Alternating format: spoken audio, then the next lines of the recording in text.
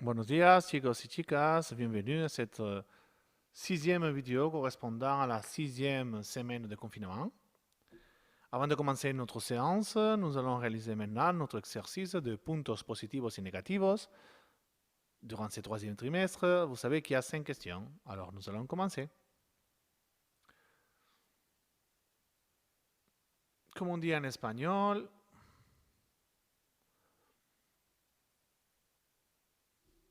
acheter. Acheter en espagnol es comprar. Deuxième question. Comme on dit en espagnol, nous aimions danser. Nous aimions danser. A nosotros nos gusta bailar.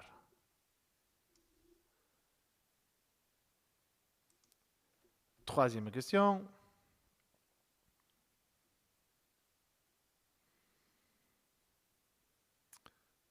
Comme on dit en espagnol, j'adore jouer.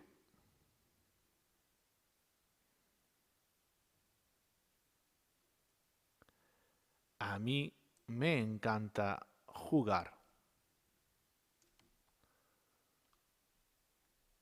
Quatrième question. Comme on dit en espagnol,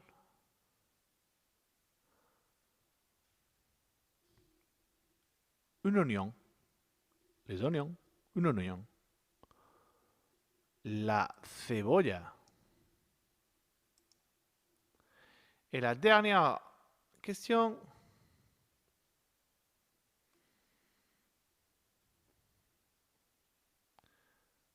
Comme on dit en espagnol, 999. 999. Muy bien, chicos y chicas. Vous pouvez me laisser dans les commentaires de la vidéo sur YouTube combien de réponses correctes vous avez eues. J'espère que tout le monde a eu au moins 4 réponses correctes. Très bien, nous allons maintenant continuer notre séance. Allez-y, allons-y, suivez-moi. Como siempre, comenzamos nuestra clase con la fecha de hoy.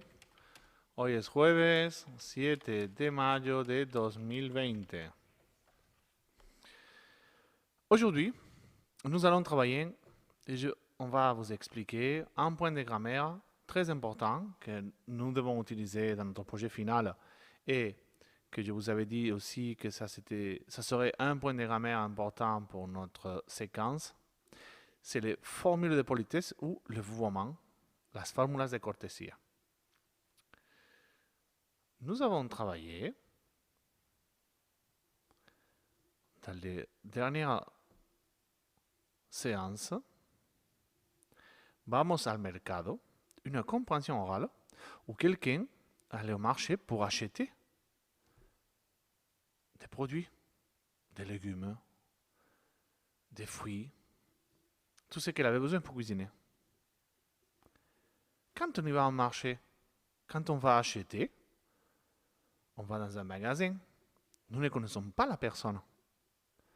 Alors, nous devons la vouvoyer. Le français, c'est une langue qui vous voit énormément. En espagnol, on vous voit moins. Mais dans ces cas-là, dans ces cas précis, ce sera les premiers cas que vous allez voir, que nous devons vous voyez, on va apprendre comment nous devons le faire.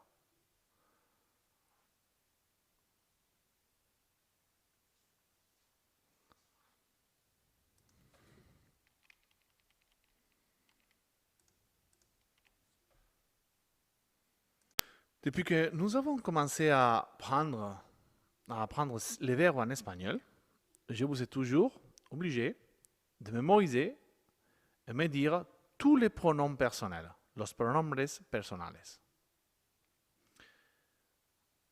Ils sont là, vous les connaissez bien. Yo, tú, él, ella, usted, nosotros, nosotras, vosotros, vosotras, ellos, ellas, ustedes. Jusqu'ici, nous avons toujours utilisé celui-là de première personne au singulier, tú, deuxième personne au singulier, él y ella, troisième personne au singulier, nosotros, nosotras, première personne du pluriel, vosotros, vosotras, deuxième personne du pluriel, et ellos, ellas, troisième personne du pluriel. Mais pour l'instant, nous n'avons pas encore utilisé usted et ustedes.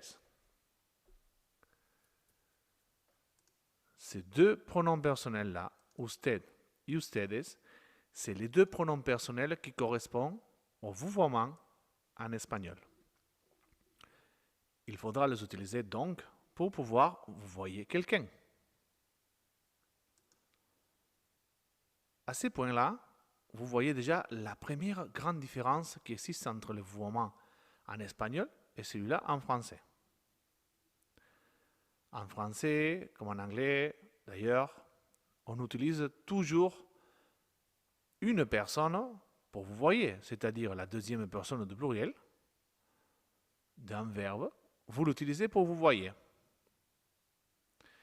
Mais le problème qui existe à ce niveau-là, c'est qu'en français, vous ne savez pas si vous êtes en train de vous voyer à une personne, si vous êtes en train de vous voyer à plusieurs personnes, ou si vous êtes en train de tutoyer, parler à plusieurs copains. Prenons un exemple. Vous devez manger.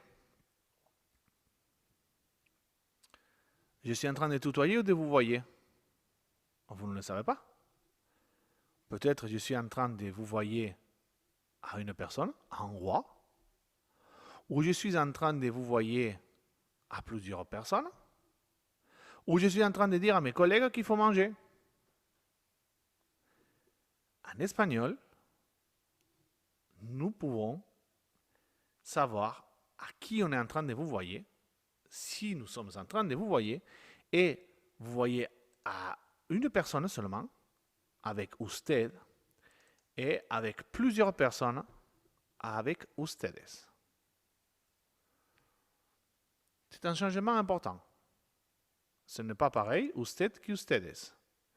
Si j'utilise usted, c'est que je vous vois seulement à une personne.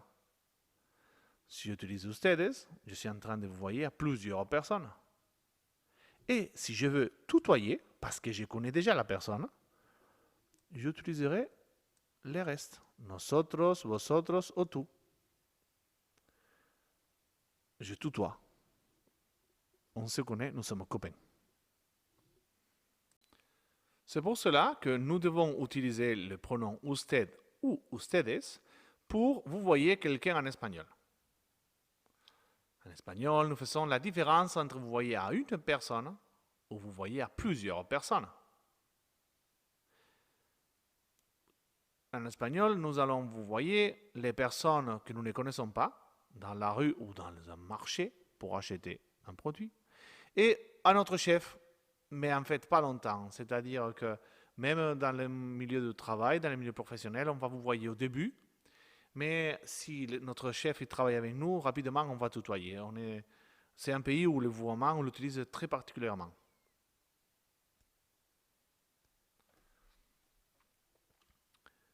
Il est vrai qu'il faut utiliser ces pronoms, mais seulement ça?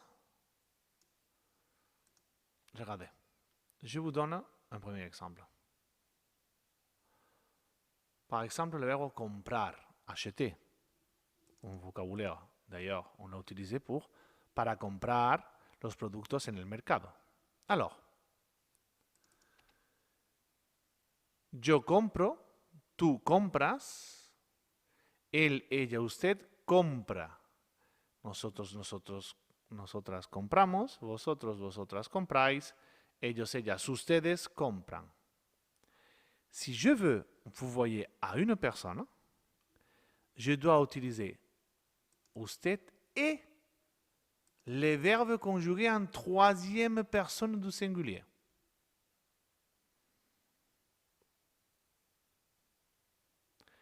Si je veux vous voyez à plusieurs personnes, je dois utiliser ustedes et les verbes conjugués en troisième personne du pluriel. c'est-à-dire que nous ne pouvons pas utiliser les pronoms usted et après conjuguer le verbe en deuxième personne au singulier. Là, on se trompe, c'est faux. Nous ne sommes pas en train de vous voyer. Pour vous voyer, c'est comme si on parlait de notre personne, si on parlait en troisième personne du singulier ou en troisième personne du pluriel. Donc faites très attention. L'erreur la plus courante, c'est utiliser carrément la deuxième personne du pluriel du verbe, comme vous faites en français. C'est faux. Il faut utiliser soit la troisième personne du singulier, soit la troisième personne du pluriel.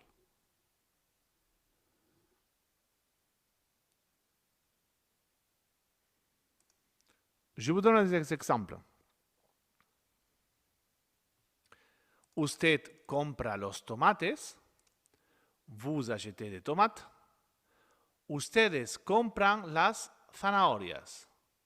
Vous achetez les carottes.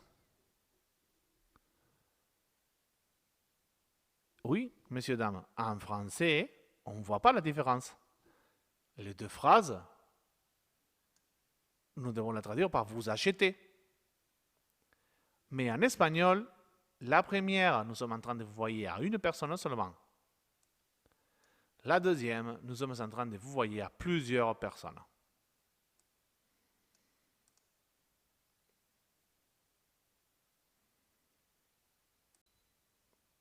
Dans une phrase, pour bien la faire en vouvoiement, d'abord, on utilise le pronom personnel.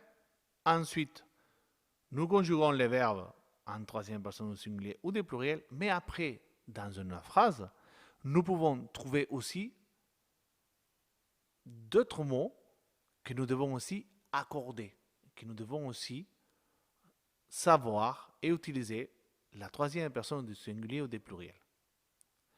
Un exemple très clair, c'est les possessifs, los possessivos. Vous le connaissez déjà. Mi, mis, tu, tus, su, sus, nuestro, nuestra, nuestros, nuestras, vuestro, vuestra, vuestros, vuestras, su, sus. Alors, vous savez très bien que ces possessifs sont celui-là des premières personnes au singulier, deuxième personne au singulier, troisième personne au singulier, première personne du pluriel, deuxième personne du pluriel et troisième personne du pluriel.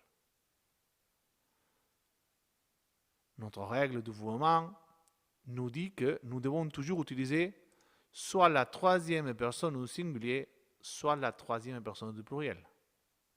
Alors, cette règle majeure, nous devons aussi l'appliquer pour les possessifs. C'est-à-dire que si je veux vous voyez une personne, usted tiene tu perro. Là, vous avez votre chien. Nous regardons qu'il y a un problème, puisque le possessif doit aussi faire l'accord avec le reste de la phrase. Et si nous sommes tous en train d'utiliser la troisième personne au singulier, les possessifs doivent être aussi celui-là des troisième personnes du singulier.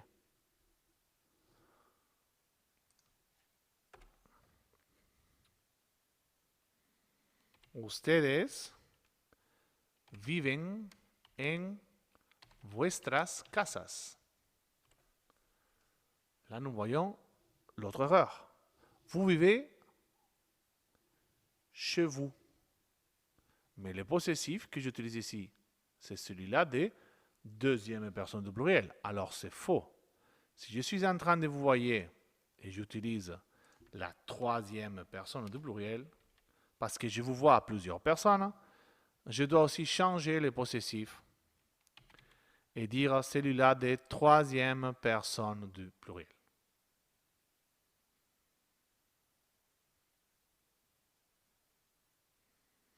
D'autres exemples. Usted tiene su perro, ustedes tienen sus perros. Vous voyez que nous devons savoir faire attention à quelle personnes nous dirigeons, si c'est à une ou plusieurs, à l'heure de vous voyez, et savoir comment utiliser les possessifs. Très important.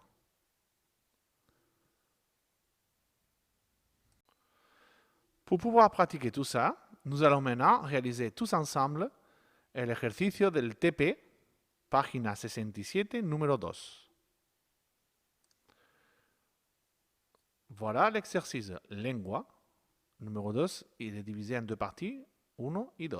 Nous allons faire cet exercice ensemble pour nous entraîner à utiliser la formule de politesse. 2.1 indique par une croix dans la grille les traitements utilisés dans chacune des phrases. Vous avez ici plusieurs phrases et en analysant les phrases, vous allez me dire si c'est de tutoyer à une personne seulement, si on tutoie à plusieurs personnes, si on vous voit à une personne et si on vous voit à plusieurs personnes.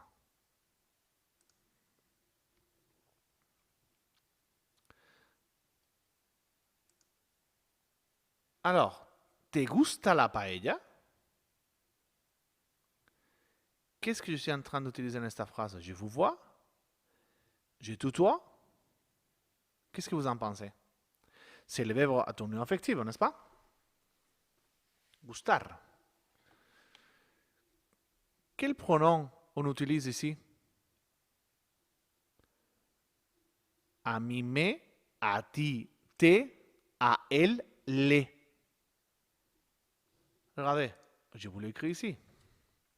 A mí me gusta, a ti te gusta, a él le gusta. Qu'est-ce que je suis en train d'utiliser dans cette phrase? Te gusta la paella? Regardez, j'utilise celui-là des deuxième personne de singulier, n'est-ce pas? Alors, je suis en train de vous voyer ou de tutoyer.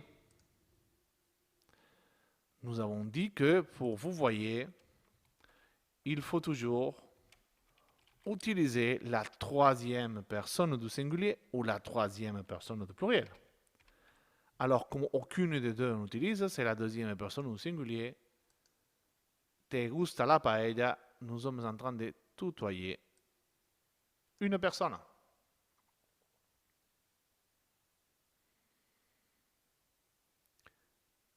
Mais messieurs, alors, ce n'est pas obligatoire de dire les pronoms usted? Non, ce n'est pas obligatoire. Nous pouvons l'utiliser. Et d'ailleurs, ça nous montre encore plus de respect pour la personne. Mais ces deux phrases-là, le gusta jugar o a usted le gusta jugar, toutes les deux sont correctes. Toutes les deux peuvent être des phrases que nous sommes en train de vous voyer seulement une personne. Car le pronom usted n'est pas toujours obligatoire. ¿Tiene usted tomates? Là, c'est plus facile, n'est-ce pas? Parce qu'on voit automatiquement le pronom usted. Mais je suis en train de vous voyer une personne ou plusieurs? Exactement, je vous vois une personne. Pas seulement parce que je vois usted, sinon aussi parce que le verbe, il est conjugué en troisième personne du singulier. Si vais al mercado, ¿me podéis comprar azafrán? Regardez le verbe. Vais, c'est le verbe ir. Il est conjugué à quelle personne?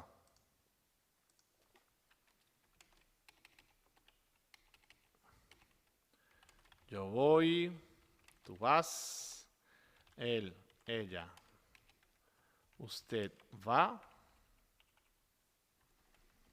nosotros, nosotras vamos, vosotros, vosotras vais, ellos, ellas, ustedes van. Alors, ce verbe il est conjugué à la deuxième personne du pluriel. Alors, je suis en train de tutoyer plusieurs personnes. Ustedes hablan espagnol. D'accord, nous avons ustedes, ça nous aide, n'est-ce pas? Ustedes, c'est en singulier ou en pluriel? C'est en pluriel. Alors, je suis en train de vous voyez plusieurs personnes. Mais pas seulement pour cela. C'est parce que le verbe aussi, il est conjugué à la troisième personne du pluriel. ¿Cómo están sus hijos? Attendez, là, on ne voit pas usted ni ustedes. Le verbe estar, il est conjugué à quelle personne? Il est conjugué à la troisième personne du pluriel. Donc là, ça nous indique déjà que je suis en train de vous voyer. Et que je vous vois d'ailleurs plusieurs personnes. Et quel est l'autre élément qu'on voit qui fait l'accord avec ces vouvoiements? Sus, le possessif. Sus, le possessif de troisième personne du pluriel. Cette phrase qu'on voit là, ¿Cómo están sus hijos? N'utilise pas les pronoms. Mais on sait déjà par rapport à ces deux choses qu'il est en vouvoiement. Et la dernière, ¿preferís la tortilla o el gazpacho? Nous regardons le verbe. Préférir. D'ailleurs, c'est un verbe à diphtongue. Il est conjugué à quelle personne?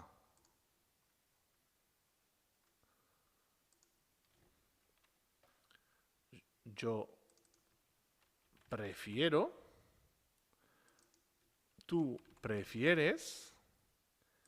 Él, ella, usted prefiere. Nosotros, nosotras preferimos. Vosotros, vosotras preferís. Ellos, ellas, ustedes prefieren. Et oui, monsieur, dame, le verbe est conjugué à la deuxième personne du pluriel. Alors, je suis en train de tutoyer à plusieurs personnes.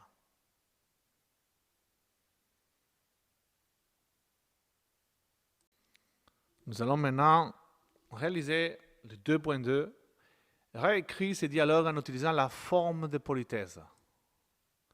Ensuite, interprète les scènes avec un camarade. Là, nous ne pouvons pas le faire. Vous pouvez le faire avec votre parent, votre père ou votre mère si vous voulez. Si ça l'intéresse, si vous avez envie. Mais avec les camarades, ça sera pour l'instant pas possible. Alors, s'il dit en utilisant la forme de politesse, c'est que normalement, toutes les phrases sont en tutoiement. Et nous devons le transformer en vouvoiement, singulier ou pluriel, selon si la phrase parle à une personne ou à plusieurs personnes. D'accord? Allons-y.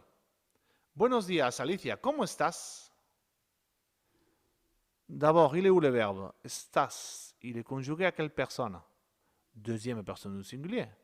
Alors, pour le faire à formule de politesse, je dois vous voyer à une personne. La phrase serait donc Buenos días, Alicia. ¿Cómo está? Je change le verbe et je le mets en troisième personne du singulier. Je n'ai même pas besoin d'utiliser usted. Même si je pourrais le dire, ¿Cómo está usted? Je peux le dire, les deux façons sont correctes.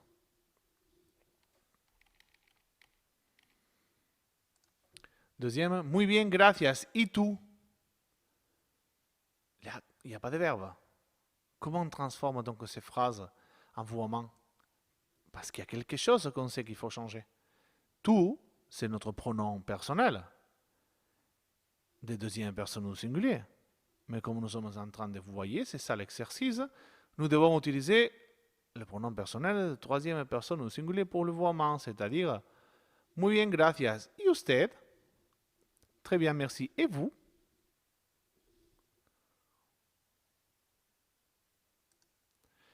Exercice, on continue. Estupendo, ¿qué quieres? Alors, il est où le verbe? Querer. Il est conjugué en quelle personne? Deuxième personne au singulier. Alors, on fait comme dans la première. ¿Qué quiere usted? Estupendo, ¿qué quiere? O ¿qué quiere usted? J'utilise les pronoms personnels si je veux. n'est pas obligatoire, c'est pour remarquer le vouvoiement, pour être encore plus poli, si on l'utilise, toujours. Pues lo necesario para preparar mi especialidad. Qu'est-ce qu'on voit ici? Parce que le verbe, il est en infinitif, donc on ne sait pas. Et j'utilise le pronom, pardon, j'utilise le possessif de première personne au singulier. Alors, je ne le change pas, la phrase, je ne peux pas la changer. Elle est la même. Il n'y a aucun objet qui me donne la possibilité de le changer pour la politesse. Je peux changer un verbe quand il est conjugué de deuxième personne du singulier ou deuxième personne du pluriel à la troisième personne du singulier ou la troisième personne du pluriel. Et si je vois un possessif qu'il est en deuxième personne du singulier ou en deuxième personne du pluriel, je peux le changer, je dois le changer. Mais si tout est en première personne du singulier ou en première personne du pluriel, je ne le change pas. On continue. Entonces, ¿qué necesitas? Là, oui, je vois le verbe. Il est où le verbe? Necesitas, avoir besoin. Il est conjugué en deuxième personne au singulier. Alors, entonces, ¿qué necesita? Je le souligne comme vocabulaire. Avoir besoin de. Alors, de quoi vous en avez besoin? ¿Qué necesita usted, si je veux, ou pas?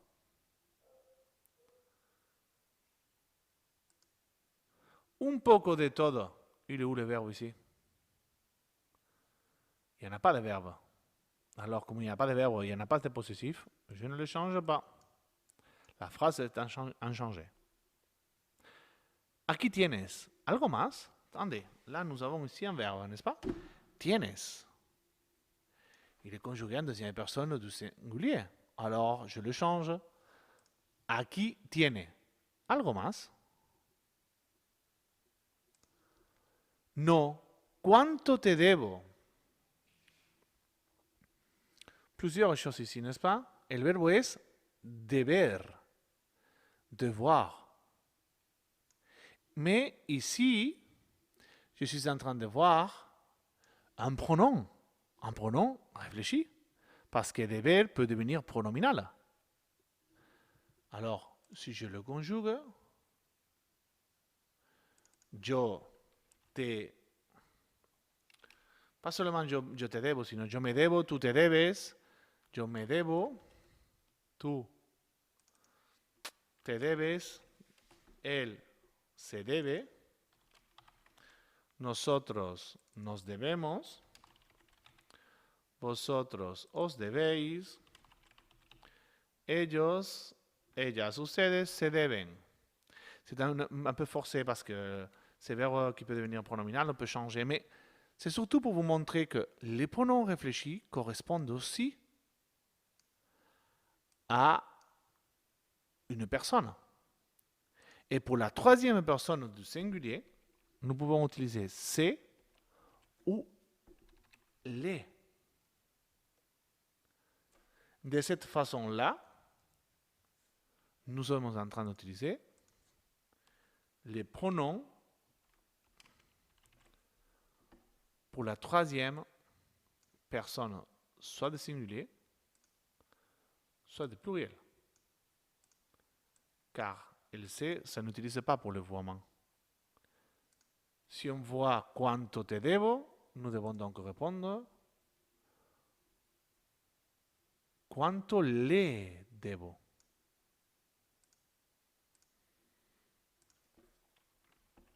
À savoir utiliser les pronoms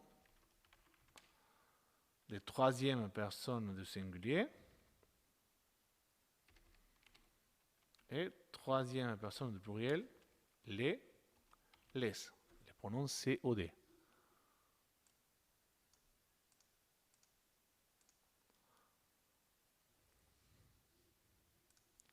Me debes 12,50 €. Deber, à la deuxième personne du singulier, je le change, me debe 12,50 €. salude a su hermano, parce que dans cette phrase, saludas a tu hermano. Je change le possessif à la troisième personne du singulier. Et saludas, je le change aussi, verbe saludar, saluer. À la troisième personne du singulier, je l'enlève le S.